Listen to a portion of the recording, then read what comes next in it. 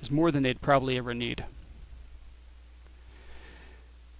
You can see now that when I scrub back and forth between frame 0, 10 to 20, I get a heel roll. But nothing continues happening as the values go up in the foot roll spinner. At frame 30, the value of 45 in the foot roll spinner, I'm going to go to the ball roll reactor and say create reaction. And then I'm going to set the reaction state for that. And I figure it should be about that high. We can find out later. I'm going to go along to, you can test that happening now. Go along to frame 40 now. I'm going to say create reaction. I'm going to roll the right onto the toe. And I want this one now to actually drop back down, so I'm going to create another reaction for the ball. And this reaction should be back to a value of 0 now. When I scrub back through, you can see that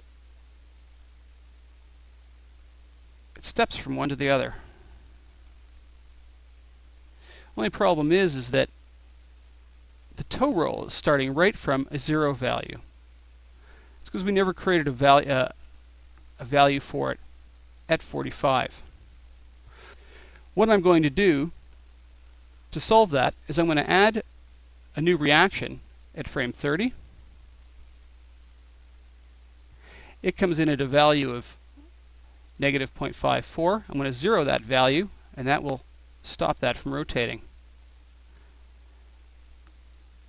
So now from 0 to 10, I get a heel roll, and back down again to 0.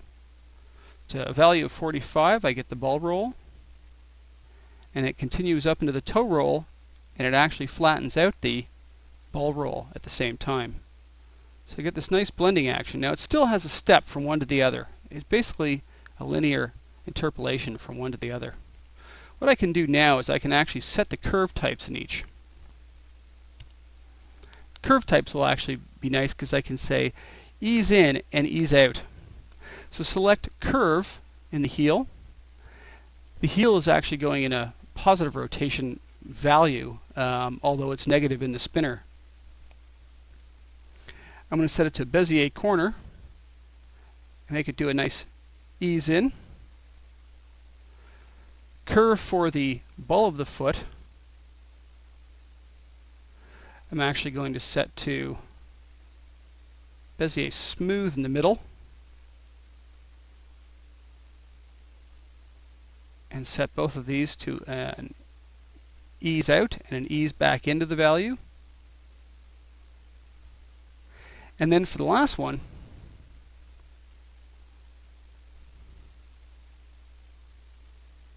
I'm going to set it to an ease out as well.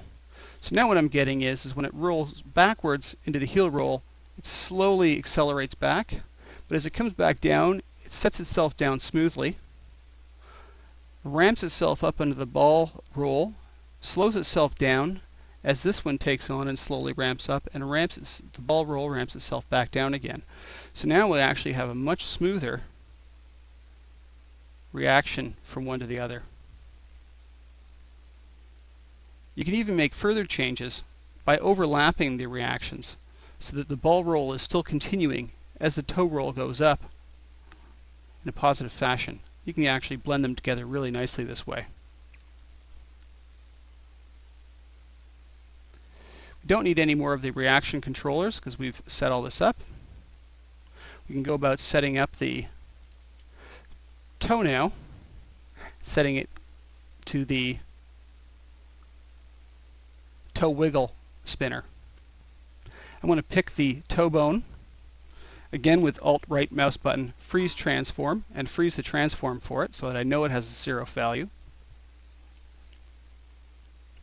Right click on it, pick wire parameters, transform, rotate, 0, and I know it's the Z rotation again. Pick the control object, modified object, attribute holder, toes,